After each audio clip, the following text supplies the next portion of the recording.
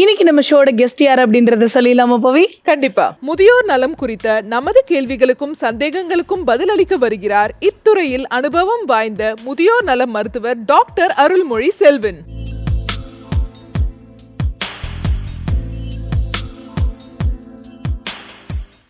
வணக்கம் டாக்டர். வணக்கம், எப்படி இருக்கீங்க? வணக்கம், நல்லா இருக்கேன்.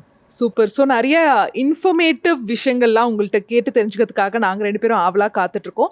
ஃபர்ஸ்ட்லி, வயசானவங்களுக்கு ஹெல்த் கேர் எவ்வளோ ரொம்ப முக்கியம், எவ்வளோ ஃப்ரீக்வெண்ட்டாக வந்து அவங்க டாக்டரை விசிட் பண்ணணும்? ஓகே, இப்போது வயசானவங்கன்னு எடுத்துட்டிங்க அப்படின்னாக்கா சில பேர் நல்லா ஹெல்த்தியாக ஆக்டிவாக இருப்பாங்க. இன்னும் சில பேர் ஏற்கனவே ப்ரீ எக்ஸிஸ்டிங் டிசீசஸோடு இருப்பாங்க. ஸோ இப்போ இந்த ஹெல்த்தியாக ஆக்டிவ் அப்படின்ற குரூப் எடுத்துக்கலாம். யூஸ்வலி பார்த்தீங்கன்னா ஒரு 60 to 70 years without any pre existing medical problems அந்த மாதிரி இருக்காங்க அப்படின்னாக்கா at least in a year annually ஒரு ஹெல்த் செக்கப் எடுத்துக்கலாம். ஸோ அந்த ஹெல்த் செக்கப்பில் தே கேன் ஸ்க்ரீன். அது அப்பார்ட் ஃப்ரம் ஹெல்த் செக்கப் கூட வந்து காம்ப்ரிஹென்சிவ் ஜீரியாட்ரிக் அசஸ்மெண்ட்டுன்னு சொல்லிட்டு usually geriatrician will do. So அதையும் சேர்த்து பண்ணாங்கன்னா it will be useful for them. So இதில் வந்து தெர் ஆர் நிறைய ஸ்க்ரீனிங் ஆப்பர்ச்சுனிட்டிஸ் உண்டு. இப்போது அவங்களோட பிபி பார்க்கலாம், லைக் எனி மாஸ்டல் செக்கப், பிபி இருக்கான்னு செக் பண்ணிக்கலாம், சுகர் இருக்கான்னு செக் பண்ணிக்கலாம், அவங்களோட தைராய்டு ஃபங்க்ஷன் எப்படி இருக்குது அதையும் செக் பண்ணிக்கலாம். அப்பார்ட் ஃப்ரம் தட் கொலஸ்ட்ரால் லெவல்ஸ்லாம் எப்படி இருக்குது, because these things are the common risk factors for major events like stroke, அப்புறம் ஹார்ட் ஈவெண்ட்ஸ் லைக் ஒரு ஹார்ட் அட்டாக் இந்த மாதிரி வரலாம். இல்லை இன்னொரு ஈவெண்ட்ஸ் பார்த்திங்கன்னா பெரிஃபரல் ஆர்டீரியல் டிசீஸ், அதுவும் கூட ஒரு வாஸ்குலர் ஈவெண்ட்டு தான். இது இல்லாமல் சின்ன சின்ன மைனர் வாஸ்குலர் ஈவெண்ட்ஸ் லைக் ஒரு நியூரோபத்தியாக இருக்கட்டும், கண்ணில் வர ரெட்டினோபத்தி, அப்புறம் ஈவன் சம்டைம்ஸ் கிட்னிஸ் கூட அஃபெக்ட் ஆகலாம். ஸோ இது எல்லாத்துக்குமே ஒரு ஆப்பர்ச்சுனிட்டியாக இருக்கும். ஒரு ஏர்லி ஸ்க்ரீனிங் பண்ணலாம். யூஸ்வலி யங் பீப்புளுக்கு தான் நாங்கள் வந்துட்டு மாஸ்டல் செக்கப்புன்றது டிசைன் பண்ணாங்க. பட் எல்டர்லி பீப்புளுக்கும் பண்ணலாம். இது வந்து ஹெல்த்தி ஆக்டிவ்க்கு. இப்போ சப்போஸ் ஏற்கனவே ஒரு வேளை ப்ராப்ளம் இருக்குது, மெடிக்கல் ப்ராப்ளம்ஸ் நிறைய இருக்குது அப்படின்னாக்கா அவங்களுக்கு எப்படி பண்ணலாம் அப்படின்னாக்கா, ஸோ அவங்களோட டிசீஸை மானிட்டரிங்க்கு யூஸ் பண்ணலாம். இப்போது லைக் சில டிசீசஸ் பார்த்தீங்கன்னா நீட்ஸ் 1 month, எவ்ரி 1 monthன்னு இருக்கும். சிலது வந்து எவ்ரி 3 monthsன்னு இருக்கும். ஸோ அந்த மாதிரி டைமுக்கு நம்ம மாஸ்டல் செக்கப்பாக காம்ப்ரிஹென்சிவாக போகலாம். லைக் இண்டிவிஜுவல் டெஸ்ட்டாக போகிறதுக்கு பதிலாக காம்ப்ரிஹென்சிவாக போயிட்டாங்கன்னா, பிகாஸ் நிறைய பீப்புளுக்கு பார்த்தீங்கன்னா நிறைய டிசீசஸ் இருக்குது. ஸோ நாட் ஓன்லி சிங்கிள் ப்ராப்ளமோடு இல்லை. ஸோ இப்போ அவங்களுக்கு master checkup will be very useful. இப்போ ஒருவேளை ஒரு சிம்பிள் டயபெட்டிஸ் மட்டும் தான் இருக்குனாக்கா அவங்களுக்கு ரெகுலராக வந்துட்டு மாஸ்டல் செக்கப் தேவை அப்படின்றது கிடையாது. அவங்களுக்கு ஜஸ்ட்டு சிம்பிள் சுகர்ஸ் மட்டும் செக் பண்ணிவிட்டு அவங்க போடுற மெடிக்கேஷன் ரிலேட்டட் சைடு எஃபெக்ட்ஸ்லாம் இருக்கும் இல்லையா, அதை மானிட்டர் பண்ணுறதுக்கு டெஸ்ட்டு தேவை. ஸோ அதுக்குமே வந்து master checkup will be very useful. Doctor, இப்போ வந்து பார்த்தீங்க அப்படின்னா வெயில் காலம் அப்படின்றதுனால வந்து இந்த வெயில் அதிகமாக வயசானவங்களுக்கு என்ன மாதிரியான பிரச்சனைகள்லாம் வரக்கூடும் டாக்டர்? ஓகே, இந்த வெயிலினுடைய தாக்கம் ரொம்பவே ஜாஸ்தியாக தான் இருக்கும். And elderly are more prone, like even young is also prone. So இப்போ அதில் பார்த்தீங்கன்னா வெயிலினுடைய தாக்கத்தில் நம்ம டிஃப்ரெண்ட் டைப்ஸாக பேசலாம். அதாவது சிவியாரிட்டி கிரேடிங்னு சொல்லலாம். ஸோ இனிஷியலி ஹீட் கிராம்ப்ஸ்ன்னு சொல்லுவாங்க, ஸோ அது வரலாம். இல்லை ஹீட் எக்ஸாசன்னு சொல்லலாம், இல்லை ஹீட் சின்கோப்புன்னு சொல்லலாம், அடுத்து ஹீட் ஸ்ட்ரோக்குன்னு சொல்லலாம். ஸோ இது மாதிரி 4 வகையாக பிரிக்கலாம். ஸோ ஜஸ்ட் லைக் ஹீட் கிராம்ப்ஸ்ன்னு சொன்னால் ஜஸ்ட்டு அந்த வெயிலினுடைய தாக்கத்தினால ஒரு சதப்பிடிப்பு அது மட்டும்தான் வரும், சிம்பிள். அவங்கள ஜஸ்ட் மேனேஜ் பண்ணணும் அப்படின்னாக்கா ஜஸ்ட்டு ஒரு கூலான என்விரான்மெண்ட், ஒரு நிழல் தர ஒரு நிழற்குடைக்கு போனாலே போதும். ஜஸ்ட்டு தண்ணி குடிச்சிட்டு இல்லை அவங்கள ஹைட்ரேட் பண்ணால் போதும், ஸோ சரியாயிடும். இது ஹீட் எக்ஸாஷன்னாலும் சிமிலர் ட்ரீட்மெண்ட்டுன்னு பார்க்க போனால் சேம் தான். அதில் வந்து ஹீட் எக்ஸாஷனில் தான் நம்ம காமனாக எதிர்கொள்கிற சிம்டம்ஸ் நிறையா இருக்கும். லைக் தலை சுத்தல், தலைவலி, ஒரு ஃபெட்டிக், அன்யூஷுவல் டயர்ட்னஸ்ஸு, என்னால் முடியல, இதுக்கு மேலே என்னை டிஸ்டர்ப் பண்ணாதீங்க அப்படின்ற மாதிரி சோர்ந்து படுத்துக்கிறாங்க இல்லையா, அதுதான் ஹீட் எக்ஸாஷன். சம்டைம் வாய் கொமட்டல், வாந்தி கூட வரும். இதனால் என்ன வேலையும் செய்ய முடியாது. இப்போ யூஸ்வலி இந்த ஹெவி, எஸ்பெஷலி இந்த மார்க்கெட்டிங்கில் வேலை பார்க்குறவங்க, இது வந்து யங் பீப்புளுக்கு. இதுவே எல்டர்லி பீப்புள் எங்கேயாவது போகிறாங்க, ஒரு சின்ன ஹாஸ்பிட்டல் விசிட் போயிட்டு வரணும்னா கூட அவங்களால முடியல. ஸோ அந்தளவுக்கு எக்ஸாஸ்ட் ஆகிடுறாங்க. பிகாஸ் அவங்களோட ப்ரீ எக்ஸிஸ்டிங் மெடிக்கல் ப்ராப்ளம்ஸ் இருக்கும், மல்டிபிள் மெடிகேஷன்ஸ் யூஸ் பண்ணிகிட்டு இருப்பாங்க, அதனுடைய தாக்கமும் இருக்கும். ஸோ சில மெடிசின்ஸ்லாம் பிபிக்கெலாம் சில மெடிசின்ஸ், அதாவது அன்கண்ட்ரோலபிள் பிபிலக்கெல்லாம் பார்த்தீங்கன்னா உடம்புலேருந்து வாட்டரை டெப்ளீட் பண்ணக்கூடிய மெடிசின்ஸ்லாம் யூஸ் பண்ணிருப்பாங்க, லைக் டயூரிட்டிக்ஸ்ன்னு சொல்லுவாங்க. ஸோ அந்த மெடிசின்ஸ்லாம் யூஸ் பண்ணும்போது இருக்கிற வாட்டரும் டெப்ளீட் ஆகிடும், ஹைட்ரேஷன் போயிடும். ஸோ இப்போ அவங்க ஹாஸ்பிட்டல் விசிட் வரும்போது கஷ்டமாக போயிடும். ஸோ அவங்க எக்ஸாஸ்ட் ஆகி போகிறதுக்கு வாய்ப்பு இருக்குது. ஸோ இதோடைய கொஞ்சம் எக்ஸ்ட்ரீம் கண்டிஷன்னு பார்க்க போனீங்கன்னா ஹீட் சின்கோப்புன்னு சொல்லுவாங்க. ஸோ இதில் வந்து பாடி டெம்பரேச்சர் பார்த்திங்கன்னா ஒரு அப் டு 39 டிகிரி செல்சியஸ் அந்த மாதிரி போகும். ஸோ இந்த ஹீட் சின்கோப்னாலே வந்துட்டு complete loss of consciousness for few minutes அந்த மாதிரி சொல்லுவாங்க.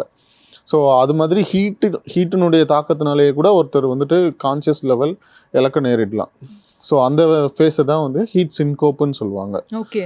ஸோ அந்த மாதிரி ஹீட் சின்கோப் உள்ளவங்களுக்கும் கூப்பிட்டு வந்து ஒரு சைடாக ஒருக்கணிச்சு படுக்க வச்சுட்டு கொஞ்சம் தண்ணி கொடுத்து ஹைட்ரேட் பண்ணோன்னா ரெக்கவர் ஆகிறதுக்கு சான்சஸ் இருக்குது. சப்போஸ் அவங்க ரெக்கவரி ஆகலை அப்படின்னாக்க we can hospitalise them and treat. இதுவே ஹீட் ஸ்ட்ரோக் அப்படின்னு எடுத்துட்டோன்னா இன்னும் எக்ஸ்ட்ரீம்.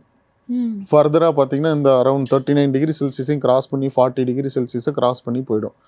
ஸோ அந்த பாடி டெம்பரேச்சரில் லாஸ் ஆஃப் கான்சியஸ்னஸ் வந்துடும். அண்ட் ஹீட் ஸ்ட்ரோக்குன்றது கொஞ்சம் சிவியர் கண்டிஷன் சொல்லலாம். இதில் வந்து மல்டி ஆர்கன் டிஸ்ஃபங்க்ஷன் வரத்துக்கு சான்சஸ் உண்டு. லைக் லங்கில் பார்த்தீங்கன்னா ஏஆர்டிஎஸ்ன்னு சொல்லுவாங்க. மசில்ஸ் தானே மெயினாக பாதிக்கப்படுது. ஸோ அதில் ரேப்டோமைலைசிஸ்ன்பாங்க, அதாவது மசில்ஸில் உள்ள ப்ரோட்டீன்ஸ்லாம் இதாகி பிரேக் ஆகிட்டு அதனால் சம்டைம்ஸ் வந்து கிட்னி இன்ஜுரிஸ் கூட வரலாம், அக்யூட் கிட்னி இன்ஜுரிம்பாங்க. சம்டைம்ஸ் டீஹைட்ரேஷன்னால கூட அக்யூட் கிட்னி இன்ஜுரின்னு சொல்லுவாங்க. ஸோ யூரியா கிரியாட்டின் எல்லாம் நல்லா ரைஸ் ஆகிடும். அப்புறம் ஈவன் லிவர் டிஸ்ஃபங்க்ஷன் கூட வரலாம். ஸோ இதுக்கு மெயின் அந்த ஹீட் ஸ்ட்ரோக்குன்னு டயக்னோஸ் பண்ணிட்டாங்கன்னா கண்டிப்பாக வந்து patient has to be hospitalised and ICU care தேவை, இன்டென்சிவ் மானிட்டரிங், ரீஹைட்ரேஷன் தேவை. ஸோ இதில் வந்துட்டு கூல் பண்ணணும் அவங்கள. ஸோ வெளியிலேருந்து எக்ஸ்டர்னல் கூலிங்கும் பண்ணலாம், லைக் ஐஸ் பேக்ஸ் அது மாதிரி வச்சு. அப்புறம் இன்டர்னல்லாகவும் எடுத்துக்கலாம். அண்ட் ஐவியாவும் நிறைய ஃப்ளூயிட்ஸ் ஏற்றுற மாதிரி இருக்கும். ஸோ இப்படிலாம் பண்ணாதான் அந்த ஹீட் ஸ்ட்ரோக்கை மேனேஜ் பண்ண முடியும்.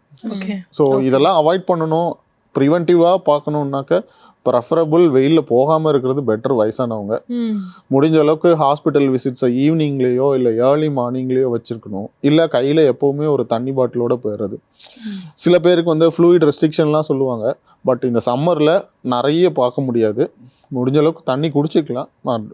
இப்போ ஃபார் எக்ஸாம்பிள் ஒரு 1 லிட்டர் குடிக்க வேண்டிய இடத்துல ஒரு 1.5 லிட்டர்ஸ் அந்த மாதிரி குடிச்சிக்கலாம். ஓகே. அதுக்கு ஏற்ற மாதிரி சப்போஸ் இதாகுதுன்னா டாக்டர்கிட்ட கன்சல்ட் பண்ணிவிட்டு முடியலன்னு சொன்னீங்கன்னா ஒரு மைல்டு டோஸ் இன்க்ரீஸ் பண்ணி கொடுப்பாங்க.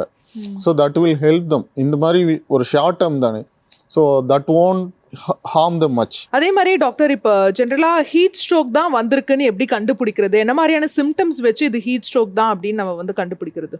ஒரு simple giddiness can be a heat stroke. ஒரு வாமிட்டிங், அதுதான் சொன்னேன் இல்லையா, ஒரு டயர்ட்னஸ், ஒரு அன்யூஷுவல் டயர்ட்னஸ். நான் இது வரைக்கும் இது மாதிரி இருந்ததே இல்லை, எனக்கு ஒரு மாதிரி இருக்குது, போய் ஏதாவது சின்ன வேலை என்னால் முடியலமா விட்டுருமா அப்படின்ற ஒரு ஃபேஸ் தான் இது வந்து ஜென்ரலாக வந்து அவங்க இருக்க மாட்டாங்க. நார்மலி அவங்களோட ஆக்டிவிட்டீஸ் வந்து அந்த மாதிரி இருக்காது. இப்போ போயிட்டு அவங்க கிட்ட இது மாதிரி சொல்கிறோம், அவங்க வந்து இப்போ லைக் நார்மலாக ஒரு லைஃப்பில் இப்போ ரீசெண்டாக கூட எனக்கு ஒரு பேஷண்ட் அது மாதிரி வந்துட்டு என்னோட ரெகுலர் பேஷண்ட் தான், லைக் சுகர் உள்ளவங்க, ரெகுலராக ட்ரீட்மெண்ட் எடுத்துகிட்டு இருந்தாங்க. லைக் திடீர்னு எனக்கு ஒரு அப்பாயின்மெண்ட் புக்காக இருந்தது. என்ன நம்ம லேட்டாக வர சொல்லியிருந்தோம், சீக்கிரமாக வந்துட்டாங்களே. என்கிட்ட வந்த கம்ப்ளைண்ட் வந்து சின்ன கிடினஸ் தான். ஸோ கிடினஸ் என்னன்னு சொல்லிட்டு எவலுவேட் பண்ண பார்க்கும்போது லைக் ஒன்றுமே இல்லை, நான் எல்லா டெஸ்ட்டும் எழுதி கொடுத்தேன், எனக்கு என்ன பண்ணணுமோ எல்லாமே பண்ணி கொடுத்தேன், everything is normal. So then அதுக்கப்புறம் ஹைட்ரேட் பண்ணி ஒரு 4 வார்த்தை நல்லபடியாக பேசினோன்னே she felt happy. Okay. So after that நல்லா தண்ணி குடிச்சிட்டு இது பண்ணோன்னே தென் அதுக்கப்புறம் ஒரு 2-3 டேஸ் கழிச்சு ஃபாலோ பண்ணாங்க, எல்லாமே செட்டில் ஆயிடுச்சு டாக்டர். இது மாதிரி சின்ன சிம்டம் தான் இருக்கும். ஓகே. இப்போ வந்து ஹீட் ஸ்ட்ரோக் இது வந்து ஹீட் ஸ்ட்ரோக் இல்லை, அந்த ஒரு ஹீட் எக்ஸாஷன் சொல்லலாம். ஹீட் ஸ்ட்ரோக்ன்றது ஒரு extreme condition. Okay. Not all heat related problems are heat stroke. இப்போ நீங்கள் முன்னாடி சொன்ன மாதிரி ஹீட் ஸ்ட்ரோக் வந்திருக்கு அப்படின்னா உங்களுக்கு முதல்ல பண்ண வேண்டிய விஷயங்கள் என்னென்ன டாக்டர்? ஃபர்ஸ்ட் எய்டா ஃபஸ்ட்டு லைக் அவங்கள ஒரு கூல் என்விரான்மெண்ட்டுக்கு ஷிஃப்ட் பண்ணணும். கூல் என்விரான்மெண்ட் நமக்கு மோஸ்ட்லி கிடைக்கிறது வந்து ஒரு ஷேட், நல்ல ஒரு நிழற்குடை இருக்கிற இடமா பார்த்து கொண்டு போய் வச்சிட வேண்டியது. நல்ல ஃபேன்ஸ் இருந்ததுன்னா நல்ல ஃபேன் போட்டு கூல் பண்ணணும். நல்லா ஓரல் ரீஹைட்ரேஷன் கொடுக்கலாம். ஓஆர்எஸ் இருந்ததுன்னா ஓஆர்எஸ் கொடுக்கலாம், இல்லை இளநீர் இருந்ததுன்னா இளநீர் கொடுக்கலாம், மோர் கொடுக்கலாம், ஜூஸ் கொடுக்கலாம். இது மாதிரி ஏதாவது ஒன்று கொடுத்து ஃபஸ்ட்டு அவங்கள ஹைட்ரேட் பண்ணணும். ஸோ ஓரலாகவே கொடுத்துக்கலாம். மோஸ்ட் ஆஃப் த டைம் கான்சியஸாக தான் இருப்பாங்க. லைக் எல்லாருமே வந்து ஹீட் சின்கோப்லேயோ இல்லை ஹீட் ஸ்ட்ரோக்லேயோ வர போகிறது இல்லை. So most of the people வந்து ஹீட் கிராம்ஸ் அண்ட் ஹீட் சின்கோப்பில் தான் இருப்பாங்க. ஸோ அவங்களுக்கு இந்த மாதிரி விஷயங்கள் பண்ணாலே மோஸ்ட்லி இதாகிடும். பட் அதையும் மீறி இருக்காங்க அப்படின்னா ஒரு சைடாக ஒர்க்கணிஞ்சு படுத்துட்டு கொஞ்சம் கையை நீட்டி சாஞ்ச மாதிரி படுத்துருந்தாங்கனாலே ஓரளவுக்கு ரெக்கவர் ஆகிடுவாங்க. ஸோ அந்த ஹீட் ஸ்ட்ரோக் மட்டும்தான் மோஸ்ட்லி ஹாஸ்பிட்டலைஸ் பண்ணுற மாதிரி இருக்கும். அதே மாதிரி இப்போ நார்மலாக இருக்காங்க, எந்த டிசீஸும் இல்லை அப்படின்னா அவங்க வந்து இயர்லி ஒன்ஸ் வந்து ஹெல்த் செக்அப் பண்ணணும்னு நீங்கள் சொன்னீங்க. இப்போ வந்து ஒரு வயசானவங்களுக்கு வந்து பிபி இருக்குது, சுகர் இருக்குன்னா அவங்க எவ்வளோ ஃப்ரீக்வெண்ட்டாக வந்து ஹெல்த் செக்அப் பண்ணணும், எவ்வளோ ஃப்ரீக்வெண்ட்டாக வந்து டாக்டர் விசிட் பண்ணணும்? Okay, newly diagnosed and already known அப்படின்னு வச்சுக்கலாம். இப்போ நியூலி டயக்னோஸ், ஃபார் எக்ஸாம்பிள் இப்போது ஃபஸ்ட்டு டைமாக சுகர் இருக்குது இல்லை ஃபஸ்ட்டு டைமாக பிபி இருக்குதுன்னு நம்ம டயக்னோஸ் பண்ணுறோம் அப்படின்னாக்கா, இப்போ சுகர் பிபின்னு வச்சுட்டோம் அப்படின்னாக்கா யூஸ்வலாக வந்து பிபியினுடைய கட் ஆஃப் வந்து ஒரு 140/80 சொல்லுவோம். இப்போ நம்ம ட்ரீட்மெண்ட் டார்கெட்டுன்னு பார்க்கும்போது லெஸ் தென் 130/80 இஸ் ப்ரெஃபரபிள். எல்டர்லிக்கு கொஞ்சம் லிட்டில் லிமிட் கொஞ்சம் அதிகப்படுத்திக்கலாம். ஸோ அவங்களுக்கு மெடிசின் ஸ்டார்ட் பண்ணிவிட்டு, மெடிசின் எப்போவுமே எல்டர்லியில் என்ன ஒரு டிக்டம்னாக்க like start with a low dose and go slow in titration அப்படின்னு சொல்லுவாங்க. ஸோ இனிஷியலி வந்துட்டு ஸ்டார்ட் பண்ணிவிட்டு we will wait monitor for 2 weeks கழித்து திரும்ப மானிட்டர் பண்ண சொல்லுவோம். இல்லை இன்கேஸ் வீட்லேயே அவங்களுக்கு பிபி அப்பாட்டஸ் இருக்குது, என்னால் பார்க்க முடியும் அப்படின்னு நல்ல வெல் எஜுகேட்டடாக இருக்காங்கன்னா வீட்லேயே மானிட்டர் பண்ணி எனக்கு சார்ட் மட்டும் எடுத்துகிட்டு வாங்க அப்படின்னா அவங்களோட ஃப்ளக்சுவேஷன்ஸ் பார்க்கலாம். மார்னிங் எப்படி இருக்குது, ஆஃப்டர்நூன் எப்படி இருக்குது, ஈவினிங்கில் எப்படி இருக்குது. யூஸ்வலாக ஈவினிங்கில் டிப் ஆகும் பிபி. ஸோ அந்த மாதிரி டிப்பெல்லாம் கரெக்டாக டிப் ஆகுதா, இல்லை ஈவினிங்லேயும் பிபி ஜாஸ்தி ஆகுதா, நம்ம என்ன டைமிங்கில் மெடிசின் போடணும் அப்படின்றத பார்க்கணும். ஸோ அதை ஃபாலோ பண்ணுறதுக்கு ஒரு 2 weeks கழித்து வர சொன்னோன்னா அந்த சார்ட்டையும் கொடுத்தாங்கன்னா it will be very easy. Suppose chart இல்லைனாலும் இன்னும் ஹாஸ்பிட்டலில் வந்தோடனே இனிஷியல் ஒரு பிபி பார்ப்பாங்க, அப்புறம் கொஞ்சம் நேரம் கழித்து ஒரு 1/2 hour கழித்து பிபி பார்க்கணும். ஏன்னா யூஸ்வலி ஒரு பேனிக்கோட பயந்துட்டே வருவாங்க ஹாஸ்பிட்டல் வரும்போது. ஸோ அந்த சிம்பத்தட்டிக் ரெஸ்பான்ஸுக்கே வந்துட்டு பிபி நல்லா ஷூட் அப் ஆகிடும். ஸோ இதை தான் ஒயிட் கோட் ஹைப்பர் டென்ஷன் சொல்லுவோம், ஆர் கிளினிக்கல் ஹைப்பர் டென்ஷன் அப்படின்னு சொல்லுவோம். ஸோ இப்போ அந்த மாதிரி விஷயம் இருக்கா என்னன்றதையும் பார்க்கலாம். ஸோ அதனால் பெட்டர் ஹாஸ்பிட்டல் பிபி மானிட்டரிங்கோட வீட்டில் பார்க்குற பிபி மானிட்டரிங் வந்து ரொம்ப முக்கியம். சில பேருக்கு வந்து ஆம்புலேட்டரி பிபி மானிட்டரிங் சொல்லுவோம், சிலருக்கு ஹோம் பிபி மானிட்டரிங் சொல்லுவோம். ஸோ அந்த மாதிரி என்ன மாதிரி இருக்குது, அவங்களோட ஃபிசியாலஜி வந்து எப்படி போகுதுன்னு பார்ப்போம். பார்த்துட்டு அதுக்கேற்ற மாதிரி மெடிசின்ஸ் டைட்ரேட் பண்ணுறதுக்கு. ஸோ பிபி பேஷண்ட் நியூலி டயக்னோஸ்னா ஒரு 2 weeks கழித்து ஃபாலோ அப்பு. தென் ஆஃப்டர் 2 weeks அந்த 2 week கழித்து வராங்க இல்லையா, வரும்போது ஒருவேளை நல்ல நார்மலில் இருக்குன்னா அதே மெடிசின்ஸ்லேயே போட்டுடலாம். இல்லைனா அதுக்கு ஏற்ற மாதிரி மெடிசின் டைட்ரேஷன். ஸோ சில பேருக்கு காம்பினேஷன் ஒர்க் ஆகும், சில பேருக்கு பார்த்தீங்கன்னா சிங்கிள் மெடிசனோட டோசேஜ் அதிகப்படுத்தினாலே போதும், சரியாயிடும். ஸோ அதில் எதுன்றது நம்ம டிசைட் பண்ணணும். சில பேருக்கு வந்து மெடிசனோட சைடு எஃபெக்ட்ஸும் இருக்கும், ஸோ அதையும் அட்ரஸ் பண்ணணும். ஸோ அதுக்கே ஒருவேளை சைடு எஃபெக்ட்ஸ் வந்திருந்தால் அதையும் மானிட்டர் பண்ணணும். சிலருக்கு பிபி மெடிசின் காமனாக ஃபார் எக்ஸாம்பிள் கால்சியம் சேனல் பிளாக்கர்ஸ்ன்னு சொல்லுவாங்க பிபிக்கு. ஸோ அந்த மெடிசின் ஒரு வேளை ஸ்டார்ட் பண்ணியிருந்தோம் அப்படின்னாக்க அவங்களுக்கு நைட் டைம் யூரினேஷன் ஒரு ப்ராப்ளமாக இருக்கும். ஸோ அதனால் ப்ரெஃபரபிளி அந்த மெடிசின்லாம் காலையில் ஸ்டார்ட் பண்ணுறது. ஸோ அது மாதிரி டைட்ரேட் பண்ணலாம். காம்பினேஷன் மெடிசின் யூஸ் பண்ணும்போது யூஸ்வலி பார்த்திங்கன்னா மார்க்கெட்ஸில் இப்போ இந்த 2 மெடிசின் காம்பினேஷன் யூஸ் பண்ணுறோம் அப்படின்னாக்க அவங்களோட பேஷண்ட்டோட கன்வீனியன்ஸ்க்காக ஆக்சுவலி பார்த்தீங்கன்னா 2 மெடிசினை வந்துட்டு கம்பைன் பண்ணி ஒரே டேப்லெட்டாக கொடுப்பாங்க. பட் பெரும்பாலும் வந்து சம்டைம் நைட் எடுக்கிற மாதிரி இருந்துச்சு அப்படின்னா இந்த மாதிரி சைட் எஃபெக்ட்ஸ்க்கு ஆளாகிற மாதிரி இருக்கும். ஸோ நைட் டைம் யூரினேட் பண்ணுறேன்னு போவாங்க, இருட்டில் சம்டைம்ஸ் எரடிட்டு விழுகிறதுக்கும் சான்ஸ் இருக்குது. ஸோ இந்த மாதிரி ரிஸ்க் ஃப்ரோன். ஸோ அந்த மாதிரி உள்ளவங்களுக்கு கொஞ்சம் ஸ்ட்ராங்காக நம்ம அட்வைஸ் பண்ணி தான் இது பண்ணணும். ஸோ இது அதுக்கப்புறம் ஒரு 2 weeks கழித்து மானிட்டர் பண்ணலாம். அப்போ நல்லா ஸ்டேபிள் ஆகிடுச்சுன்னா அதுதான் டோஸ் அப்படின்னு சொல்லிட்டு ஃபிக்ஸ் பண்ணி இதையே நீங்கள் ரெகுலராக எடுத்துக்கோங்க அப்படின்னு சொல்லிட்டு வீட்டில் சும்மா செக் பண்ணிக்கோங்க. இன்கேஸ் எதுவும் ப்ராப்ளம் இருக்குன்னா வர சொல்லலாம். இல்லைனா ஒரு 3 months கழித்து வர சொல்லி அவங்களோட ஒரு ரேண்டமாக அவங்கள செக் பண்ண சொல்லியிருந்தோம்னா அந்த சார்ட்ஸை வச்சு நம்ம டிசைட் பண்ணிக்கலாம். இன்கேஸ் நடுவில் ஏதாவது வேறு ஏதாவது ஹைப்பர்டென்ஷன் பிபி ரிலேட்டட் காம்ப்ளிகேஷன்ஸ் ஏதாவது வருது, ஸோ அது மாதிரி பார்க்கலாம். ஸோ மோஸ்ட்லி பிபி கண்ட்ரோல் பண்ணிட்டோன்னா காம்ப்ளிகேஷன்ஸ் வராது. இன்கேஸ் அவங்க மாத்திரையை மிஸ் பண்ணிட்டாங்க, ஸோ அந்த மாதிரி நேரத்தில் இதை ப்ராப்ளம் ஆகுதுன்னா இன்கேஸ் ஏதாவது சிம்டம்ஸ் வந்துச்சுன்னா அப்போ ரிப்போர்ட் பண்ணணும். ஸோ இது வந்து ஜென்ரலாக ஃபாலோ பண்ணிவிடுவாங்க. ஏன்னா ஏதாவது ஒரு ப்ராப்ளம்னா பயந்துட்டு வந்துடுவாங்க. ஸோ இது வந்து பிபியை பொறுத்த வரைக்கும். In case if it is sugar அப்படின்னாக்கா இனிஷியலி நியூலி டயக்னோஸ் அப்படின்னாக்கா ஒரு இனிஷியலி ஸ்டார்ட் பண்ணிவிட்டு த சேம் திங் தான். ஃபஸ்ட்டு இனிஷியலி நம்ம ஃபாஸ்டிங் கொஞ்சம் ஃபாஸ்டிங்கை தான் நம்ம கண்ட்ரோல் பண்ணுவோம். தென் ஃபாலோட் பை போஸ்ட்பாண்டில் கண்ட்ரோல் பண்ணுவோம். ஸோ என்ன மாதிரி குளுக்கோஸ் இன்டாலரன்ஸ் இருக்குது அப்படின்றத பார்த்து ஃபாலோ பண்ணணும். யூஸ்வலாக வந்துட்டு இந்த HbA1cன்னு சொல்லுவாங்க, 3 months average blood sugar. So அது என்ன லெவலில் இருக்குது அப்படின்றது பார்க்கணும். ஸோ அது வந்து எவரி 3 monthsக்கு பார்க்கலாம். பட் இனிஷியலி ட்ரீட்மெண்ட் ஸ்டார்ட் பண்ணும்போது ஒரு 1 monthல வந்தாங்கன்னா நமக்கு டோசேஜ் டைட்ரேஷனுக்கு it will be very useful. Sometime hypoglycaemia ரிஸ்க்கும் இருக்கும். ஸோ அந்த மாதிரி வந்துச்சு, லோ சுகர் போச்சு அப்படின்னாக்கா லோ சுகரினுடைய சிம்டம்ஸை வந்துச்சுன்னு முன்னாடியே நம்ம ஸ்டார்ட் பண்ணும்போதே அதை சொல்லி தான் ஸ்டார்ட் பண்ணுவோம். ஸோ அந்த சிம்டம்ஸ் வந்துச்சுனாக்கா எந்த மெடிசின் ஸ்டாப் பண்ணணுன்றதையும் சொல்லியிருப்போம். ஸோ சப்போஸ் ஸ்டாப் பண்ணுற மாதிரி இருந்துச்சுன்னா மெடிக்கேஷனை வந்து திரும்ப நம்ம ரீகன்சில் பண்ணி வேற மாற்றி கொடுக்குற மாதிரி இருக்கும். ஸோ அந்த மாதிரி ஏதாவது சிம்டம்ஸ் இருந்ததுன்னா வரலாம். இல்லைனாக்கா ஃபஸ்ட்டு ஒரு 1 month வந்துட்டு அதில் based on the sugar control எப்படி இருக்குன்றதை பொறுத்து அடுத்த டோசேஜ் டைட்ரேஷன் அதெல்லாம் அடுத்த கன்சல்டேஷன் போது தான் நம்ம டிசைட் பண்ணுற மாதிரி இருக்கும்.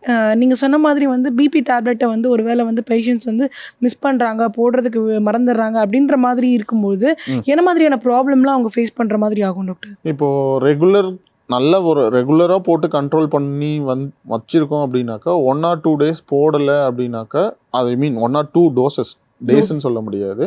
டோசஸ் போடலைன்னா பெரும்பாலும் டிஸ்டர்ப் ஆகாது. வென்எவர் தே ரிமெம்பர் பண்ணிட்டாங்க. இப்போ ஃபார் எக்ஸாம்பிள் காலையில் போட மறந்துட்டாங்க அப்படின்னா மதியம் போட்டுக்கலாம், ஒன்றும் தப்பு இல்லை. ஸோ அண்ட் மோர் ஓவர் அவங்களும் சப்போஸ் செல்ஃப் அவேராக இருக்காங்கன்னா எப்போ வேணாலும் லைக் ரிமெம்பர் பண்ணிட்டாங்கன்னா போட்டுக்கலாம். அன்கண்ட்ரோலபிள் பிபி உள்ளவங்களுக்கு நம்ம டைட்ரேஷன் போட்டு சம்டைம்ஸ் வந்து ஒரு 1 hour கேப்பில் கூட சம்டைம்ஸ் வந்து டேப்லெட்ஸ் போட்டிருப்போம்.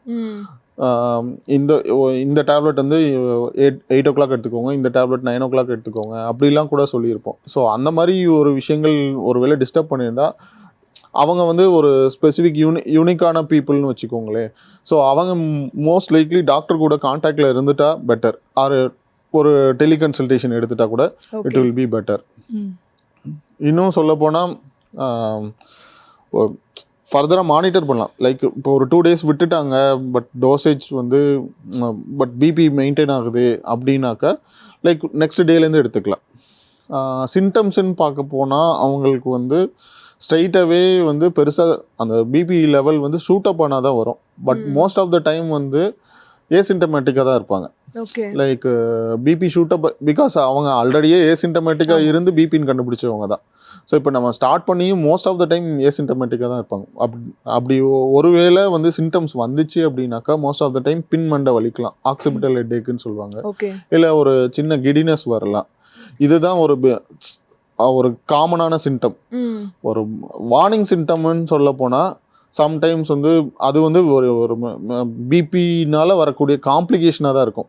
மோஸ்ட் லைக்லி ஒரு ஹார்ட் அட்டாக் ரிலேட்டடாக ஒரு செஸ்ட் பெயின் வரலாம், ப்ரீத்திங் டிஃபிகல்ட்டி வரலாம், ஒரு ஹார்ட் ஃபெயிலியர் மாதிரி, இல்லை சம்டைம்ஸ் வந்து ஸ்ட்ரோக் மாதிரி வரணும் அப்படின்னாக்கா லைக் சம்டைம் ஒரு பக்கம் சென்சேஷன் லாஸாக கூட இருக்கலாம், இல்லை பவர் பலகீனமாக கூட ஒரு பக்கம் ஒரு கை கால் இழுத்துட்டு வருது, இல்லை பின்னாடி சர்க்குலேஷனில் ப்ராப்ளம் ஆகுது அப்படின்னாக்கா லைக் கிடினஸாகவே ஒரு பக்கம் கொண்டு போய் தள்ளுது, நான் விழுவுற மாதிரி இருக்குது, இந்த மாதிரி கூட சிம்டம்ஸ் வரலாம். உள்ள பிரெயின்குள்ளே ப்ளீடிங் ஆச்சுன்னா ஃபிட்ஸு கூட வரலாம், அன்கான்சியஸ்னஸ் ஸ்டேட் கூட வரலாம். ஸோ இந்த மாதிரி விஷயம்லாம் மெடிசின்ஸ் மிஸ் பண்ணுறதுனால வருது. இதை இப்போ 1 or 2 days மிஸ் பண்ணுறாங்கன்னா பெரும்பாலும் இந்த ப்ராப்ளம்ஸை நாங்கள் ஃபேஸ் பண்ணுறது இல்லை. இதுவே ஒரு வேளை சில பேர் வந்து நான் நல்லா தானே இருக்கேன், நான் ஏன் டேப்லெட் போடணும் அப்படின்னு நினச்சிட்டு மாத்திரை நிறுத்திடுறாங்க. ஸோ டாக்டர் சும்மா போட சொல்கிறாரு, அப்படின்ற மாதிரிலாம் நினச்சிக்கிறாங்க. ஸோ அந்த மாதிரி உள்ளவங்க ஃபார் எக்ஸாம்பிள் ஒரு 1 மந்த் விட்டுறது, 2 மந்த்ஸ் 3 மந்த்ஸ்லாம் விட்டுட்டு இப்போ நான் சொன்ன காம்ப்ளிகேஷன்ஸ் எல்லாம் ஏதாவது ஒன்றுத்தில் வந்துட்டு லேண்ட் அப் ஆகி அப்போ தான் ஹாஸ்பிட்டலுக்கு வருவாங்க. ஸோ அப்போ போய் நம்ம ட்ரீட்மெண்ட் கொடுக்குறதுல பெரிய யூஸ் இருக்காது. பிகாஸ் ஆல்ரெடி ஒரு காம்ப்ளிகேஷன் வந்து ஒரு டிசேபிள்டுன்னே சொல்லலாம். பட் ஃபிசிக்கலி டிசேபிள்டாக இல்லைனாலும் லைக் சின்ன சின்ன டிஸ்கம்ஃபர்ட்டுக்கு ஆளாகக்கூடிய ஒரு டிசபிலிட்டின்னு ஒன்று வேணால் சொல்லலாம். ஸோ அந்த மாதிரி ஒரு பெரிய விஷயம் நடக்காமல் இருக்கணுன்றதுக்காக தான் நம்ம பிபி சுகர்லாம் முதல்ல ட்ரீட் பண்ணணும்னு சொல்கிறது. அதே மாதிரி வயசானவங்க வந்து காமனாக ஒரு விஷயம் சொல்லுவாங்க, என்னன்னா எனக்கு எப்போ பாரு மயக்கமாகவே வருது, ஒரு மாதிரி மயக்கமாக இருக்குது எனக்கு அப்படின்னு சொல்லுவாங்க. எதனால அவங்களுக்கு இந்த மயக்கம் வருது, கிடினஸ் வந்து வரதுக்கான ரீசன்ஸ்லாம் என்ன? ஓகே, கிடினஸ் இப்போ சொன்ன மாதிரி BP itself has giddiness வரலாம். லைக் இப்போ ஹீட் ரிலேட்டட் சிம்டம்ஸ் சொன்னேன், அதனால கிடினஸ் வரலாம். இது இல்லாமல் ஜென்ரலாக காமனாக we use to face positional வேர்டைகோன்னு சொல்லுவாங்க, ஆர் பெரிஃபரல் வேர்டைகோ அப்படின்னு சொல்லுவாங்க. லைக் இப்படி சுற்றுது, கட்டணமே சுற்றுது, அந்த மாதிரி சொல்லுவாங்க. அதுவும் பார்த்தீங்கன்னா லைக் ஒரு ரொம்ப ப்ராப்ளமேட்டிக் ஒன்றுன்ற லெவலுக்கு ப்ரொஜெக்ட் பண்ணி சொல்கிற அளவுக்கு இருக்கும். பிகாஸ் அந்தளவுக்கு அது சஃபரிங் இருக்கும். ஸோ பார்க்கவே பாவமாக இருக்கும் ஆக்சுவலாக பேஷண்ட்ஸை பார்க்கும்போது. எப்படின்னா லைக் சின்ன பிள்ளைங்க லைக் சுற்றிட்டு அப்படியே பார்த்தா சுற்றும் இல்லையா, லைக் இல்லை ஒரு அட்வென்ச்சர் ரைட்ஸில் நம்ம சுற்றணுன்னா சுற்றும் இல்லையா. ஸோ அந்த மாதிரி விஷயம்லாம் நடக்கும். ஸோ இதை வந்து பொசிஷனல் வேர்டைகோ ஆர் பெரிஃபரல் வேர்டைகோன்னு சொல்லுவாங்க. பெரும்பாலும் இதுக்கு ரீசன்ஸ் பார்த்தீங்கன்னா காதில் இருக்கும். பிகாஸ் காதில் வந்து வெஸ்டிபுலர் அப்பரேட்டஸ்ன்னு சொல்லுவாங்க. அதுதான் பேலன்ஸை கொஞ்சம் ஸ்டெபிலைஸ் பண்ணக்கூடியது. லைக் ஹெட் மூமெண்ட், நெக் மூமெண்ட்டை சென்ஸ் பண்ணக்கூடிய ஆர்கன்ஸ்லாம் அங்கே இருக்குது. ஸோ தட் வில் சென்ஸ் என்ன மூமெண்ட் இருக்கோ அதை வந்து சென்ஸ் பண்ணி பிரெயினுக்கு சிக்னல்ஸ் அனுப்பும். அதுக்கு ஏற்ற மாதிரி நம்ம ஐ மூமெண்ட்ஸையும் ரெகுலேட் பண்ணோம் நம்ம பிரெயின். ஸோ இந்த விஷயத்தில் either it could be a dysfunction or it could be some abnormal crystals floating in அந்த அப்பரேட்டஸில். செமி சர்க்குலர் கெனால்ஸும்பாங்க, அதில் எண்டோலிம்ஃப்னு சொல்லுவாங்க. ஸோ அதில் சில கால்சியம் கிறிஸ்டல்ஸ் ஃப்ளோட் ஆகிட்டு இருக்கும். அது எப்போல்லாம் மூவ் ஆகுதோ அப்போல்லாம் அந்த ரொட்டேஷனல் சென்சேஷன் வரும், ஸ்பின்னிங் சென்சேஷன். ஸோ அதுக்கு என்னென்னா அது இருக்கா இல்லையான்னு சொல்லிட்டு மெனாவர் பண்ணி கண்டுபிடிக்கணும். கண்டுபிடிச்சிட்டு ஒருவேளை இருந்துச்சு அப்படின்னாக்கா அதுக்கு கரெக்டிவ் மெனாவர்ஸும் இருக்கும், எக்ஸசைசஸும் இருக்குது. ஸோ அதை பண்ணோன்னா that will get corrected. So இதை தான் வந்து பெரிஃபரல் வேர்டைகோன்னு சொல்லுவாங்க. ஸோ இதில் வந்து பார்த்தீங்கன்னா அந்த ஸ்பின்னிங் சென்சேஷன் பார்த்தீங்கன்னா சம்டைம்ஸ் வந்து அப்படி செகண்ட்ஸில் ஒரு ஃபியூ செகண்ட்ஸ், ஒரு 2 to 3 இல்லை அந்த மாதிரி வந்துட்டு போகுது அப்படின்னு சொல்லுவாங்க. இதுதான் ரொம்ப காமனாக ஃபேஸ் பண்ணுறது. சில பேருக்கு பார்த்தீங்கன்னா ஒரு ஹவர் இதே ஸ்பின்னிங் சென்சேஷன் 1 மணி நேரமாக இருக்குது அப்படின்னு சொல்லுவாங்க. ஸோ இது வந்து வெஸ்டிபுலர் நியூரைட்டிஸ், இதுதான் டிஸ்ஃபங்க்ஷன். ஃபஸ்ட்டு சொன்னது வந்து உங்களுக்கு அந்த கிறிஸ்டல்ஸ் ரிலேட்டடாக சொன்னது. இப்போ வெஸ்டிபுலர் நியூரோனைட்டிஸ்னா அந்த வெஸ்டிபுலர் அப்பரேட்டஸ் சொன்னேன் இல்லையா காதில், அதுல இருந்து பிரெயினுக்கு போகும்ல நர்வ்ஸ். ஸோ அந்த நர்வ்ஸில் ஏதாவது problem due to some infection, acute infection ஏதாவது வந்திருக்கலாம். ஸோ இது பார்த்தீங்கன்னா கூடவே வந்து ஒரு சிம்டம்ஸ் என்னென்னா நல்லா வாய் கொமட்டிட்டு நல்லா வாந்திருப்பாங்க, பார்க்கவே பயந்துருவோம், திடீர்னு வாந்திருப்பாங்க. ஸோ அதனாலேயே டீஹைட்ரேட் ஆகிடுவாங்க. ஸோ டீஹைட்ரேஷனில் அதனுடைய மெட்டபாலிக் ப்ராப்ளம்லாம் வரும். லைக் சோடியம் பொட்டாசியம் லாஸ் ஆகி ஒரு மாதிரி ரொம்ப டவுன் ஆகி வீக் ஆகி நடக்கவே முடியல அப்படின்ற லெவலுக்கு போகிற அளவுக்குலாம் பேஷண்ட்ஸ் பார்த்துருக்கோம். ஸோ இப்போ அவங்களுக்கு வந்து ஹைட்ரேஷனையும் நம்ம பார்க்கணும். இதுக்கு வந்து மோஸ்ட் ஆஃப் த டைம் வந்து ஆன்டிபயோட்டிக்ஸ் போட்டுட்டு ரீஹாபிலிட்டேஷன் தான் அதுக்கான எக்ஸசைசஸ். மோஸ்ட்லி அதுவே ஸ்பான்டேனியஸாக கொஞ்சம் செட்டில் ஆகிடும். சில மெடிகேஷன்ஸும் இருக்குது, நம்ம அதை கொடுக்கலாம். இது அல்லாமல் சில டிஸ்ஃபங்க்ஷன்ஸ்க்கு சில டெஸ்டிங் பண்ணி இந்த ஆர்கன்ஸ் அந்த இங்கேருந்து போகிற இன்புட் வந்து கரெக்டாக இருக்கா இல்லையா அப்படின்னு சொல்லிட்டு டெஸ்ட் பண்ணுவாங்க. Vestibular evoked myogenic potential, brain stem evoked response, ஆடியோமெட்ரின்னு சொல்லிட்டு சில டெஸ்டிங்லாம் இருக்குது. ஸோ அந்த டெஸ்டிங்கில் வெதர் தட் அந்த இன்புட் சோர்ஸ் வந்து இன்டாக்டாக இருக்கா இல்லையான்னு பார்ப்போம். ஸோ இன்டாக்டாக இருந்துச்சுன்னா problem is not ear, it's near the brain, பிரெயினோட connections are in the brain அப்படின்றது தான். அண்ட் சென்ட்ரல் வேர்டைகோ அப்படின்னு பார்த்தோன்னா மோஸ்ட் ஆஃப் த டைம் வந்துட்டு நம்ம சிறுமூளை பாதிச்சிருக்கலாம். ஏன்னா சிறுமூளை தான் இந்த மோட்டார் ஆக்ஷன் வந்துட்டு எக்ஸிக்யூஷன் அண்ட் கோஆர்டினேஷனுக்கு நல்லா ஹெல்ப்ஃபுல்லாக இருக்கும். கண்டிப்பாக அந்த மாதிரி இருக்கும்போது நம்ம அங்கே ஏதாவது ப்ராப்ளம் அப்படின்னாக்கா ஒரு பக்கம் ஸ்வே ஆவாங்க, சாப்பிட்ற சாப்பாடை ஒழுங்காக இப்படி வாய் கொண்டு போக முடியாது, மூஞ்சிகளை தடவுற மாதிரி இருக்கும், ஒரு பொருளை ஒழுங்காக எடுக்க முடியாது, ஸ்பீச் வந்து ஒழுங்காக டிஸ்டர்ப் ஆகிடும். அந்த மோட்டார் கோஆர்டினேஷன் இல்லாததுனால ஸ்பீச்சே ஒரு சக்கரவர்த்தி ராஜகோபாலாச்சாரின்னு சொன்னோம்னா சக்கரவர்த்தின்னு ஒரு மாதிரி சிலபிள் பை சிலபிளாக பிரித்து பேசுவாங்க. ஸோ இதெல்லாம் வந்து நம்ம அதை டயக்னோஸ் பண்ணுறதுக்கு யூஸ்ஃபுல்லாக இருக்கும். நம்ம என்ன நினச்சிப்பாங்க, லைக் இது மயக்கத்தினால தான் இப்படி பேசுகிறாங்க அந்த மாதிரி நினச்சிப்பாங்க. ஒருவேளை இப்போ சொன்னேன் இல்லையா, ஒரு சுகர் பிபி வந்து ஒழுங்காக கண்ட்ரோல் பண்ணலன்னா என்ன ஆகும்னு சொல்லிட்டு, அது கண்ட்ரோல் பண்ணலன்னா கூட இந்த மாதிரி கிடினஸ் வந்துச்சுன்னா ப்ராப்ளம் ஆகும். And more over mainly posterior பிரெயினில் பார்த்தீங்கன்னா ஆன்டீரியர் சர்க்குலேஷன் போஸ்டீரியர் சர்க்குலேஷன் சொல்லுவாங்க. இந்த போஸ்டீரியர் சர்க்குலேஷன் அடி வாங்குச்சுன்னா இந்த ப்ராப்ளம் வந்து ஜாஸ்தி வரும், கிடினஸ் ப்ராப்ளம் வரும், பேலன்ஸ் லூஸ் அவுட் பண்ணுறதுக்கு வாய்ப்பு இருக்கும். லைக் போஸ்டீரியர் சர்க்குலேஷன் மெயினாக பார்த்தீங்கன்னா இந்த பிரெயின் ஸ்டெம் தண்டுவடம்லாம் இருக்கு இல்லையா, அது அதாவது பிரெயினையும் ஸ்பைனல் கார்டையும் கனெக்ட் பண்ணக்கூடிய இடம். அந்த இடத்துல தான் most of the vital centres இருக்கும். நம்ம பாடி ஹார்ட்டாக இருக்கட்டும் லங்காக இருக்கட்டும் அதை கண்ட்ரோல் பண்ணக்கூடிய சென்டர்ஸ்லாம் அங்கே தான் ஜாஸ்தி இருக்குது. இப்போ அதனால் வந்து சில நர்வ்ஸும் பாதிக்கப்படும். இந்த கிரேனியல் நர்வ்ஸ்ன்னு சொல்லுவாங்க சில நர்வ்ஸ்லாம். அந்த நர்வ்ஸ்லாம் பாதிக்கப்பட்டுச்சுன்னா லைக் இப்போ நம்ம வாயில் விரல் விட்டால் கூட வாந்தி வராது. ஸோ அந்தளவுக்கு கூட ப்ராப்ளம் இருக்கும். அதனால் என்ன ஆகும், நம்ம ஏதாவது ஒன்று எற்கழிச்சு வந்தாலோ இல்லை வாய் வழியாக போட்டாலோ புறையிறதுக்கு ரிஸ்க் ஜாஸ்தி இருக்கும். ஸோ அந்த விஷயங்கள் எல்லாம் நம்ம ஒரு சிம்பிள் கிடினஸ் தான், பட் என்னென்ன அலட்சியப்படுத்திட்டோம்னா ப்ராப்ளம் ஆகிடும். அண்ட் அப்பார்ட் ஃப்ரம் தட் சில பேருக்கு பார்த்தீங்கன்னா கிடினஸ்மாங்க, பட் ப்ராப்ளம் இஸ் இப்போ சொன்னதெல்லாம் வந்துட்டு மோஸ்ட் ஆஃப் த இது வரைக்கும் சொன்ன பாயிண்ட்ஸ் எல்லாம் பார்த்தீங்கன்னா லைக் இயர் சொன்னேன், பிரெயின் சொன்னேன். Apart from that heart also can cause giddiness. இப்போ ஹார்ட்டில் பார்த்தீங்கன்னா அவங்க ஹார்ட்டோட எலக்ட்ரிக்கல் ஆக்டிவிட்டி இருக்கு இல்லையா, இசிஜியில் ரெக்கார்ட் பண்ணுறோம்ல, அந்த விஷயத்தில் ஒரு நார்மலி இட் வில் லப்டப்னு பீட் பண்ணதில்ல, அது சம்டைம்ஸ் பாஸ் ஆகி வரலாம், பிரேக் ஆகி லப்டப் சவுண்டுக்கு அப்புறம் திரும்ப ஒரு லாங் பாஸ் கிடச்சி அதுக்கப்புறம் லப்டப் வரும். அந்த ஹார்ட் பீட் ஸ்லோ ஆகுங்கிறீங்களா? ஸ்லோ ஆகும். ஓகே. ஸோ இரெகுலராக இருக்கும். ஸ்லோன்றதை விட ஒரு சீக்வன்ஷியல் இப்போ for example 72 beats per minute இருக்கும் இல்லையா, ஸோ அது வந்து 40 பீட்ஸ் பெர் மினிட்டாக இருக்கலாம், 50 பீட்ஸ் பெர் மினிட்டாக இருக்கலாம். இட் கேன் பி ஒரு ஹார்ட் பிளாக்னு சொல்லுவாங்க இல்லையா, அது மாதிரி இருக்கும். இப்போ அதில் அது என்ன மாதிரி ரீசன்றது இசிஜி எடுத்து பார்த்தா தான் தெரியும்.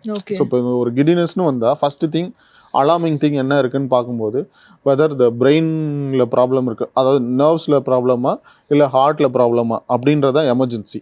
ஸோ இது ரெண்டும் இல்லை அப்படின்னாக்கா we are dealing with simple thing தான் அப்படின்றத மக்கள் புரிஞ்சுக்கிட்டா போதும். ஸோ இதில் ஹார்ட்டில் இன்னும் வேறு சில வால்வுலார் லீஷன்ஸ்லாம் இருக்கும். பட் வயசானவங்களுக்கு பெரும்பாலும் பார்த்தீங்கன்னா லைக் அயோட்டிக் வால்வ்னு சொல்லுவாங்க. ஸோ அந்த வால் சுருங்கி இருந்துச்சுன்னா சம்டைம் பிளட் ஃப்ளோ ஒழுங்காக போகாமல் இருக்கலாம்.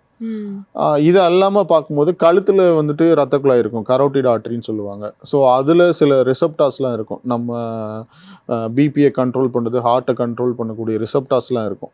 ஸோ இப்போ அந்த ரிசப்டார்ஸ் வந்து கொஞ்சம் ஹைப்பர் சென்சிட்டிவாக இருக்கும், ஒரு சின்ன நெக் மூமெண்ட்டுக்கு ஃபெயிண்ட் ஆவாங்க. ஸோ அந்த மாதிரி வரலாம். அப்புறம் நெக்கில் சில ரிசப்டார்ஸ் இருக்கும், இப்போ மசில்ஸ் அண்ட் ஜாயின்ஸ் எல்லாம் இருக்கு இல்லையா, ஸோ அது இல்லாமல் பேலன்ஸை சென்ஸ் பண்ணும்.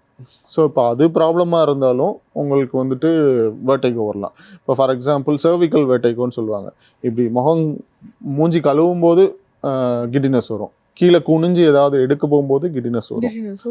பட் அதுக்கெலாம் வந்துட்டு ட்ரீட்மெண்ட்டுன்னு ஸ்பெசிஃபிக்காக சொல்ல முடியாது.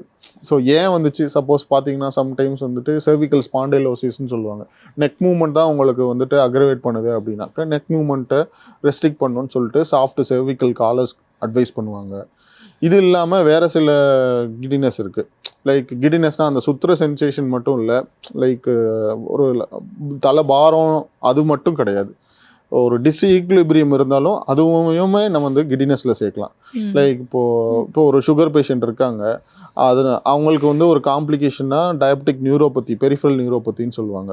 ஸோ அது வரத்துக்கு வாய்ப்பு இருக்கும். ஒருவேளை அது வந்திருந்தால் வந்துட்டு காலில் சென்சேஷன் இல்லாமல் இருக்கும். ஸோ அடுத்த அடி எடுத்து வைக்க முடியாமல் கீழே விழுவாங்க. ஸோ அதை பார்க்குறவங்க பெர்சீவ் பண்ணுறது கிடினஸ் ஆகி விழுகிறாங்க அப்படின்னு சொல்லுவாங்க. ஸோ சம்டைம்ஸ் வந்து அதை கிடினஸாக கூட பெர்சீவ் பண்ணுறதுக்கும் வாய்ப்பு இருக்குது. ஓகே. ஸோ இது மோஸ்ட் ஆஃப் த டைம் வந்து எல்லா கிடினஸும் கீழே கிடினஸ் வரவங்க எல்லாரும் கீழே விழுகிறது கிடையாது. ஸோ விழுகிறதுக்கு முன்னாடியே மோஸ்ட் ஆஃப் த டைம் வந்துருவாங்க. ஓகே. ஸோ அதை முன்கூட்டியே நம்ம வந்து என்ன ரீசன் அப்படின்னு சொல்லிட்டு நம்ம பார்க்கணும். டாக்டர், இப்போ வந்து வயசானவங்களுக்கு அப்படின்னு சொல்லிட்டு தடுப்பூசி அப்படின்றது என்னென்ன விஷயங்களுக்காக கொடுக்கணும் டாக்டர்? தடுப்பூசின்னு பார்த்தீங்கன்னா பீப்புள் அட் ரிஸ்கி ஏஜ் குரூப்னு ஒன்று பிரிக்கலாம். இன்னொன்று வந்து நார்மலாகவே ஜென்ரலாகவும் பிரிச்சுக்கலாம். இப்போது ஜென்ரலாக அட்வைஸ் பண்ணுறது, ரொம்ப காமனாக அட்வைஸ் பண்ணுறது நிமோனியா தடுப்பூசி அட்வைஸ் பண்ணுவோம், ஃப்ளூ தடுப்பூசி அட்வைஸ் பண்ணுவோம். Because they are the most common reason for hospitalisation. இப்போது நம்ம லாஸ்ட் டைம் கோவிட்க்கெலாம் போட்டோம் இல்லையா, அது மாதிரி கோவிடுக்கு ஈக்குவலாக வந்துட்டு ரிஸ்க் உள்ள வைரஸ்ன்னு பார்த்தோம்னா flu virus, influenza virus. Because கோவிடில் வந்து சின்ன சின்ன மியூட்டேஷன் நடக்குது. அதே போல் இந்த இன்ஃப்ளூயன்ஸா வைரஸ் பார்த்தீங்கன்னா இயர்லி ஒன்ஸ் வந்து ஸ்ட்ரெயின் மாறிட்டே இருக்கும் உங்களுக்கு. லைக் ஆன்டிஜெனிக் ஷிஃப்ட்டுன்னு சொல்லுவாங்க. ஸோ அந்த மாதிரி இயர்லி ஒன்ஸ் ஒரு ஸ்ட்ரெயின் மாறும். Apart from that 10 years once வேற ஒரு ஸ்ட்ரெயினாக மாறும் கம்ப்ளீட்டாக. ஸோ இதெல்லாம் ஃபோக்கஸ் பண்ணி அந்த வேக்சின் வந்து இயர்லி ஒன்ஸ் வந்து அப்டேட் பண்ணிகிட்டே இருப்பாங்க. ஸோ டிபெண்ட்ஸ் ஆன் த ஹெமிஸ்பியருக்கு ஏற்ற மாதிரி வந்துட்டு அப்டேட் பண்ணிகிட்டே இருப்பாங்க. ஸோ அந்த வேக்சினை வந்து நம்ம இயர்லி ஒன்ஸாக போட்டாகணும். ஸோ இது வந்து ஏன் அது போட்டாகணும்னு சொல்கிறோன்னா, எல்டர்லி பீப்புள் ஜென்ரலி பார்த்தீங்கன்னா இப்போ குழந்தைகள் இருக்குது அப்படின்னாக்க குழந்தைகள் டெவலப் ஆகும்போது அப்போ தான் இம்யூனிட்டின்றது ஒன்று டெவலப் ஆகும். அதே போல் இங்கே எல்டர்லி பீப்புள் வந்து ஏஜ் ஆகுறாங்கன்னா ஏஜ் ஆகிறது எப்படியோ அதே போல் அவங்களோட இம்யூனிட்டியும் வேணாகிறதுக்கும் வாய்ப்பு இருக்கும். அண்ட் அப்பார்ட் ஃப்ரம் தட் கூட கோஎக்ஸிஸ்டிங் சில டிசீசஸ் இருக்கும், அதுக்கான மெடிகேஷன்ஸ் எடுத்துகிட்டு இருப்பாங்க. ஃபார் எக்ஸாம்பிள் சில பேர் ஸ்டீராய்ட்ஸ் எல்லாம் எடுத்துகிட்டு இருப்பாங்க. ஸோ அப்படி இருக்கும்போது there are more risk. Okay. Sometimes வந்து கீமோதெரபி எடுக்கிறாங்க சில பேர் கேன்சருக்கு அப்படின்னாக்கா இன்னும் there are more risk. So அவங்கள கண்டிப்பாக வேக்சின் போட்டாகணும். மீதியெல்லாம் கூட ஆப்ஷன். நம்ம நிமோனியா, ஃப்ளூ இதெல்லாம் கூட ஜென்ரல் எல்டர்லியாக இருந்தாங்கன்னா ஆப்ஷன் சொல்லலாம். பட் இந்த மாதிரி இம்யூனோ காம்ப்ரமைஸ்டாக இருக்காங்க, ஒரு கிரானிக் கிட்னி டிசீஸ் உள்ளவங்க, இல்லை ஒரு டயபெட்டிக்காக இருக்கவங்க, இல்லை ஸ்டீராய்டில் இருக்கவங்க, இல்லை ஒரு கீமோதெரபி எடுத்துகிட்டு இருக்காங்க, இல்லை ஒரு எல்டர்லி ஒரு வேளை ஹெச்ஐவி சர்வைவ் ஆகிறாங்க, அபவ் 60 சர்வைவ் ஆகிட்டு வராங்க அப்படின்னா அவங்களும் வந்து ரிஸ்கி பீப்புள் தான். ஸோ அவங்க எல்லாருக்குமே வந்துட்டு என்னென்ன வேக்சின் இருக்கோ அத்தனையும் போட்டுறது better. Okay. Mostly live vaccines போட மாட்டோம். ரொம்ப இம்யூனோ காம்ப்ரமைஸ்டாக இருக்காங்கன்னாக்க இந்த நிமோனியா ஃப்ளூ வேக்சின்லாம் கான்ஜுகேட் வேக்சின் தான் சொல்லுவாங்க, ரீகாம்பினன்ட் வேக்சின் ஃப்ளூ வேக்சின்லாம். ஸோ அந்த வேக்சின்ஸ் தான் நம்ம போடுற மாதிரி இருக்கும். ஸோ இதில் இன்ஃப்ளூயன்ஸா இயர்லி ஒன்ஸ் சொன்னேன். இப்போ நிமோனியாவில் பார்த்தீங்கன்னா இதுக்கு முன்னாடி இருந்த ப்ரோட்டோக்கால் பார்த்தீங்கன்னா லைக் 2 டைப் ஆஃப் வேக்சின் இருக்குது நிமோனியாவில். ஸோ அதில் ஃபஸ்ட்டு ஒரு வேக்சின் போட்டுட்டு ஒரு 1 year கழிச்சு இன்னொரு டோஸ், அதுக்கப்புறம் ஒரு 5 years கழிச்சு இன்னொரு டோஸ். இப்போ இதை வந்து ஏஜ் வைஸ் பிரிப்பாங்க, பிஃபோர் 65 ஆஃப்டர் 65ன்னு சொல்லிட்டு. நிமோனியா வேக்சின்ஸில் இப்போ நியூவர் அட்வான்சஸ் வந்துருச்சு. பட் அது இன்னும் நம்ம இந்தியன் மார்க்கெட்டுக்குள்ளே இன்னும் வரல. பட் சிடிசி கைட்லைன்ஸ் வந்து கொடுத்துட்டாங்க. ஸோ அதை இன்னும் in future it will come. Okay. So இப்போ அதர் வேக்சின்ஸ்ன்னு பார்த்தீங்கன்னா லைக் ஜாஸ்டர் வேக்சின் இருக்குது, டிடி டிப்தீரியா டெட்டனஸ்ன்னு சொல்லுவாங்க, ஸோ டிடாப்னு சொல்லுவாங்க, டெட்டனஸ் டிப்தீரியா அண்ட் பெர்டூசிஸ்ன்னு சொல்லுவாங்க. இந்த சின்ன குழந்தைங்களுக்கு டிபிடின்னு போடுறோம் இல்லையா, so similar kind of vaccine தான். ஸோ அதுவும் அவங்களுக்கு அட்வைஸ் பண்ணுவோம். அப்புறம் மீதி சில வேக்சின்ஸ்லாம் optional, depends on the clinical condition. சில பேருக்கு வந்து ஸ்ப்ளீன் ரிமூவ் பண்ணுவாங்க, ஸ்ப்ளீன் ரிமூவ் பண்ணதுக்கு ஏற்ற மாதிரி வேக்சின் அது மாதிரி பண்ணுவோம். அப்புறம் ஹெப்படைட்டிஸ் ரிலேட்டடாக சில வேக்சின்ஸ் இருக்குது, அதெல்லாம் வந்து ரொம்ப இண்டிவிஜுவலைஸ்டாக தான் போடுவோம். ஸோ ரொம்ப காமனாக யூஸ் பண்ணுறதுன்னு பார்த்தீங்கன்னா like pneumonia vaccine, flu vaccine and then that Tdap vaccine. அப்புறம் ஜாஸ்டர் இஸ் ஆல்சோ காமன் தான். லைக் இப்போது டிவியில் ஆட் வருது பார்த்தீங்களா, லைக் அமிதாப் பச்சன் ஒரு ஆடுக்கு வருவார்.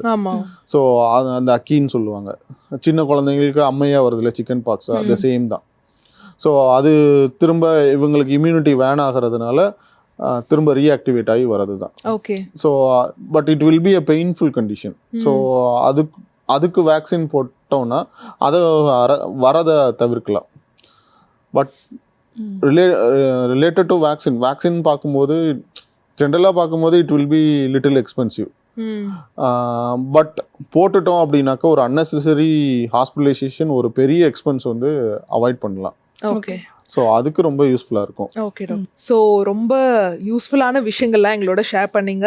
கண்டிப்பாக பார்க்குற நேயர்களுக்குமே இது வந்து ரொம்ப ஒரு இன்ஃபர்மேட்டிவான ஒரு இன்டர்வியூவாக தான் நிச்சயமாக இருந்திருக்கும். And thank you so much doctor. இவ்வளோ யூஸ்ஃபுல் இன்டர்வியூக்கு ரொம்ப நன்றி. Okay, thank you. தேங்க்யூ.